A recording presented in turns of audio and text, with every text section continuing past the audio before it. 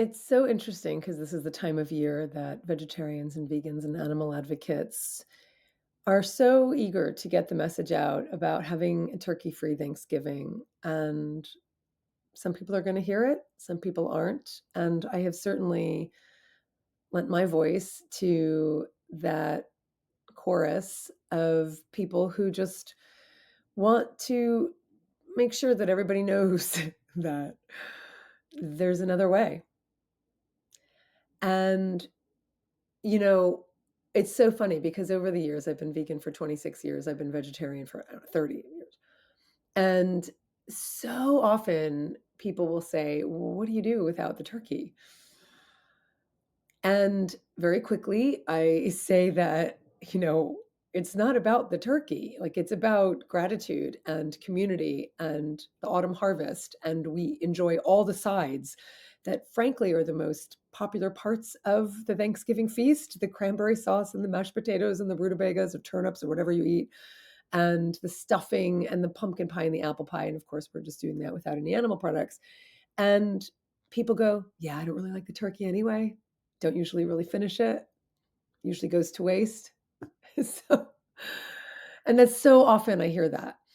And so, look, I get it. I grew up eating all of this stuff and it was part of tradition and culture and custom and all of it. But I think the question that we all have to ask, besides just, "Hey, vegans, what are you doing instead of the turkey?" I think the question that's just so important for us to ask as humans is, why are we doing what we're doing? Like, what meaning does it have for us? And if it has a meaning for you, okay. But I think we have to at least ask that question, because I think we can just get attached to tradition and custom without remembering what it means. And I think the turkey represents community and gratitude and the harvest, but it's just a representation. And if that's the case, then something else can represent.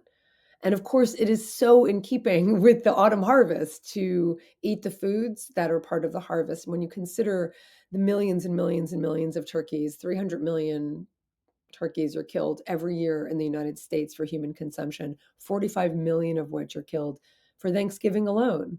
There's other ways we can go about celebrating the harvest that doesn't hurt anybody and that doesn't create the waste that so many people are admitting they create.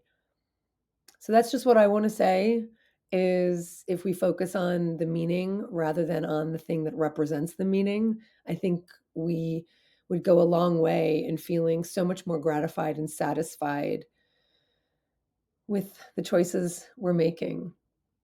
And if you really want more than that, then honestly, the turkey at the Thanksgiving table did not become tradition until the 1940s and 1950s. This whole idea that it's so traditional because it goes back to this 1621 meeting between the Native Americans and the Puritans at the time. They weren't eating turkeys.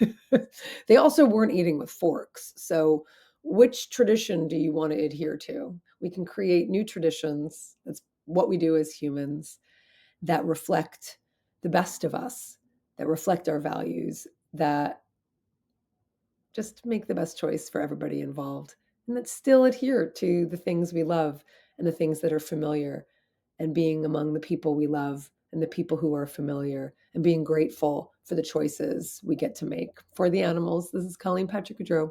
Thanks for listening. Happy Thanksgiving.